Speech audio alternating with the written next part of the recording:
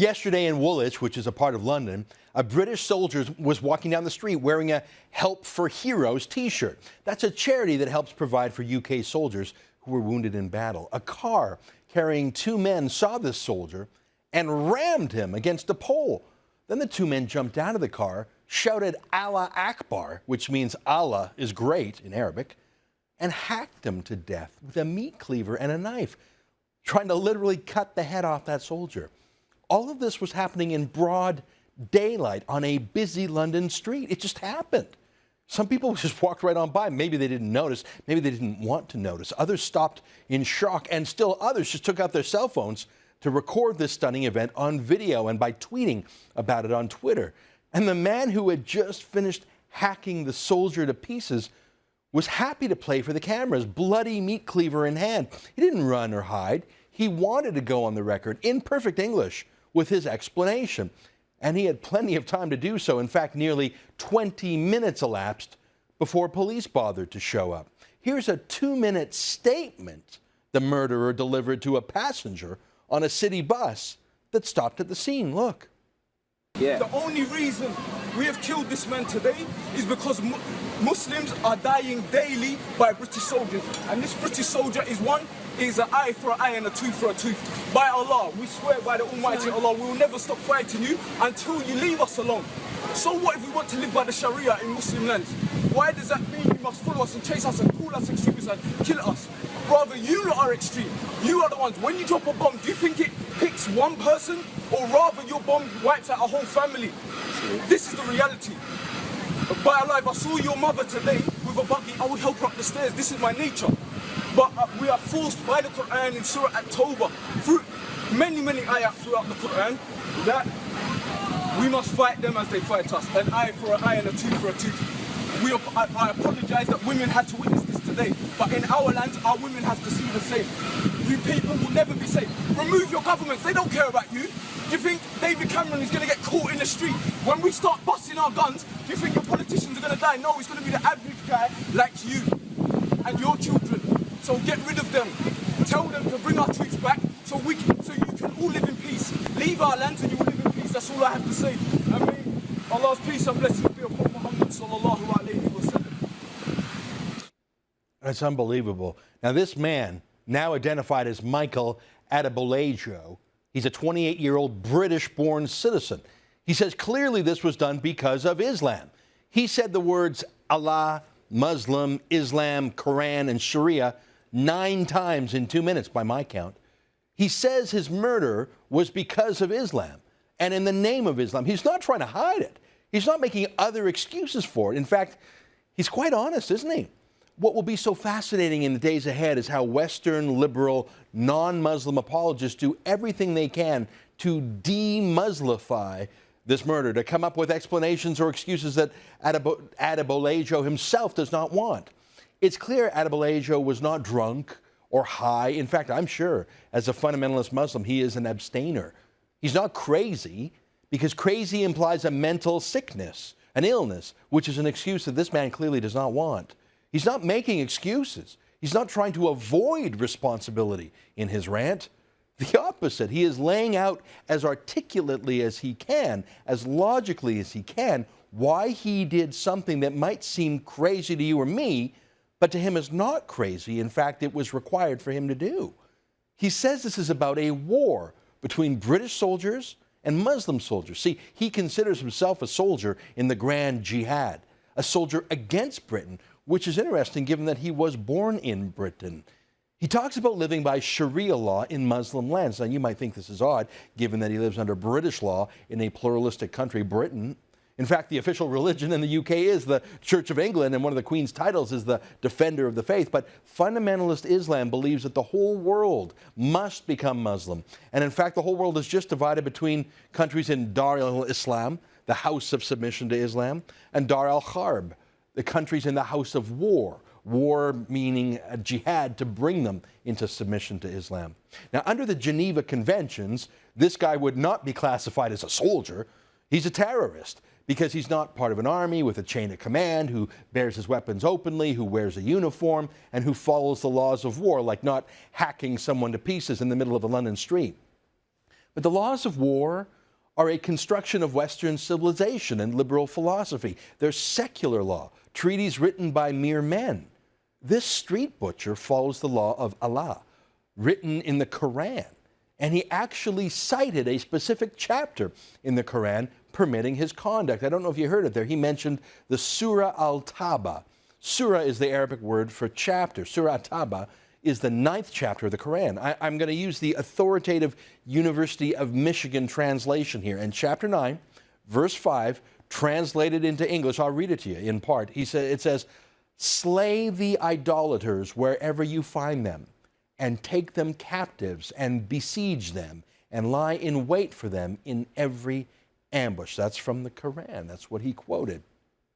Now, in case you're wondering, people who don't worship Allah, the Muslim God, are called idolaters and pagans and infidels in the Quran. This means you. This is the law of war that Muslim fundamentalists follow. They don't follow any law of Queen Elizabeth, not any law of the British or Canadian parliaments, not any treaty signed in Geneva 60 years ago. They follow this law, the law of the Quran, which they regard as God's law. Here's chapter 9, verse 14 of the Quran, the same chapter this killer cited, and I quote, "Fight them. Allah will punish them by your hands and bring them to disgrace." So this guy goes on in this rant and ends it with an Arabic flourish, saying that the whole statement he just made was in honor of Muhammad, praise be upon him. Now that's not a madman, though he seems mad to our sense of right and wrong. It's not the act of a mere criminal, though it is a crime to our laws, but not to his laws. I doubt that this man would commit a crime like pickpocketing. This wasn't some petty, selfish, materialistic desire he was indulging. I mean, he said he'd help a lady across the street, didn't he? This was a thoughtful act by him. Now, we would call it devilish, but he'd call our gods devils too, wouldn't he? He wasn't ashamed of this, was he? He was proud. Proud to make the statement, proud to wait for police. Now, when they showed up, he made a run at them with his accomplice, and the cops shot them down. What can we learn here? The first thing is that multiculturalism doesn't work. You cannot have two competing cultures in the same country. I'm not talking about trivial things like what food you like to eat or what music or dances you like to do. No. I'm talking about basic civilizational values like what law do you follow? What authority do you respect? How do you solve conflicts? Are there any limits on religion in the public square? See, all of those ideas are Western ideas, the separation of church and state. But there is no separation between mosque and state in the Quran. There's no separation between civilian and military in the Quran for those who interpret it literally. And I regret that includes a great many Muslims in the West, let alone in theocracies like Saudi Arabia and Iran. This conflict is not new. We saw it during the cartoon riots of 2006. When Muslim extremists murdered more than 200 people in vengeance for some Danish newspaper cartoons showing a picture of Mohammed that they never even saw. We saw it when Iran put out a death threat fatwa against Salman Rushdie, the Muslim apostate author and poet living in London, for writing a book called The Satanic Verses. But it goes way back, farther than that, to the Muslim invasions of Spain, the Ottoman siege of Vienna. That's how far the caliphate, the global theocracy, once reached, all the way into the heart of Europe. For a while, the secular liberal Christian West triumphed, pushing Islam out of Spain and out to the Balkans and back to Turkey. But it's back now with a combination of high Muslim birth rates, while the West's low birth rates and high abortion rate sentences Western countries to demographic decline, with high immigration rates, which the West thinks is a solution to salvaging the welfare state. And all of this is backed up with OPEC money paid to Saudi Arabia and Iran by the West, and then sent back to the West to radical mosques in the West. Radical Islam is patient. It is accomplishing through immigration and multiculturalism and oil money what it could not accomplish on the field of battle over the centuries. And we cooperate. After this murder, the British Ministry of Defense actually told British soldiers not to wear their uniforms in public in Britain. That was the official response. Now, we've talked about Pamela Geller's posters in U.S. subway stations before, calling on Americans to stand with civilized peoples against, quote, savages. That word savage got a lot of people mad. The York Regional Police here in Canada even suggested it was a hate crime because it was so blunt. But which is worse? hacking off a man's head in a city street, or calling such an act by its proper name, savagery. This is not just happening in Britain. For days now, riots have raged in Sweden, of all places. Again, the media would rather just call it the act of youths or the poor, instead of calling things uncomfortable names like Islamic immigrants or jihadists. 2 years ago, I interviewed Geert Wilders on this show. He's the Dutch politician who has spoken out against mass Muslim immigration in Holland, who wants to ban the face-obscuring mask worn by some Muslim women. I agreed with some of what Wilders said that day, but I took issue with this comment by him. Stop the Islamization process by outlawing the building of new mosques. I want also Islamic schools to be closed. What is worse than young children, young boys and girls that we want to assimilate and have a full and normal, respected life in our societies, to grow up in a school where they advocate and teach an ideology of hate? You heard what he wants to say: ban new mosques, shut down Muslim schools in Holland. He says they're not houses of worship. He says they're academies of war, places where jihadists are grown and whipped up and sent out into the street, like Michael Adebolajo, a convert to Islam, by the way, who was radicalized in Britain in a mosque. Now, I'm for freedom of religion. I don't want the government shutting down mosques or churches or synagogues.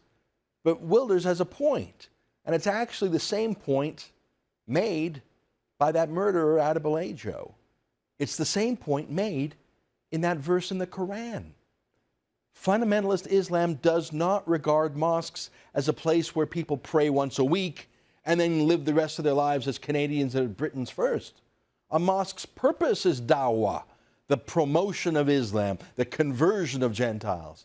The idea of a mosque being separate from the rest of the community is absurd in fundamentalist Islam. Mosques are higher than the state.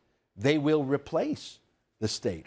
As Canada's latest accused terrorist, Chihab Essegayer, said when he was charged with plotting to blow up Via Rail a few weeks ago, he said he didn't submit to our criminal code or any secular judge. Here's what he said, and I quote, "I need this holy book as a reference for my judgment," he said, talking about the Quran.